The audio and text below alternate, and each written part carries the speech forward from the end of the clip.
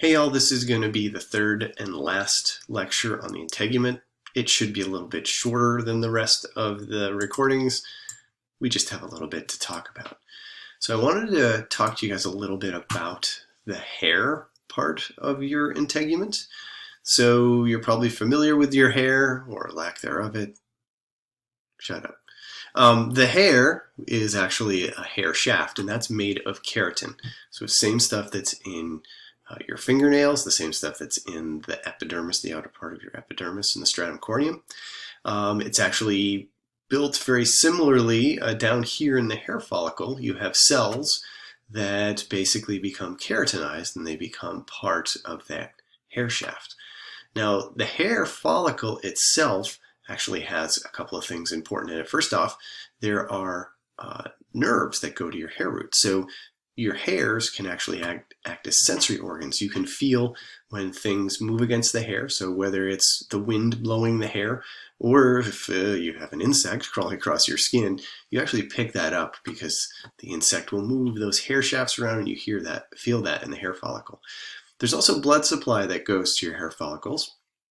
And in your hair follicles, you also have melanocytes, and those provide pigment to your hair. So if you have brown hair, you have melanocytes that are producing that darker colored melanin and coloring your hair brown. If you have blonde or reddish hair, you have that lighter color melanin. So you have genes for that, and that's coloring the hair. Now, if you have white hair, you have no melanocytes producing pigment. And as we age, those melanocytes die, and the keratin is clear. So unpigmented hair is clear. So if you see someone with gray hair, that's just unpigmented hair shaft. Now, we already mentioned the erector pili muscle, but I'll mention it again. That muscle, when it contracts, it pulls that hair shaft up. So normally the hair lies like this. You get cold, that hair shaft gets pulled up like this, and you are trapping air against the skin to help keep the skin warm. And then we also have this sebaceous gland that's providing oil for that hair shaft. So it's keeping that hair shaft lubricated and allowing it to grow out of the skin. I also wanted to mention your fingernails, because your fingernails are actually produced in a similar way to the hair. You have here, so here's showing you the nail.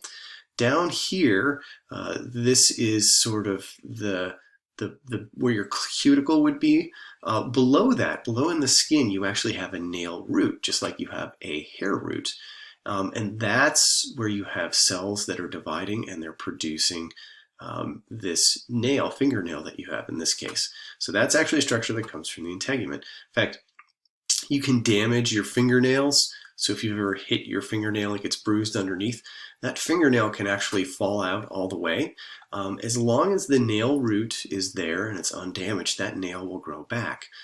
If you damage the nail root, it'll cause the nail to grow in weird. If you completely remove the nail roots, then the nail doesn't grow back at all, and that can be done as well surgically. So just a quick wrap up. So let's talk a little bit about what the integument's doing for us. First off, it's doing protection. So the epidermis is tough, it's waterproof, it keeps out bacteria, it keeps out viruses if it's unbroken. So it's providing lots of different kinds of protection. Your integument is involved in regulating your temperature. So you sweat, you open or close the blood vessels going to the skin to either release heat or hang on to it. You have these hairs that stand up to capture air, and then you also have that adipose tissue underneath that's helping to trap heat. So the integument's doing lots and lots of different things. Now, the integument is getting rid of some waste, but actually not all that much. It's just whatever waste is in your sweat. So that's the integument.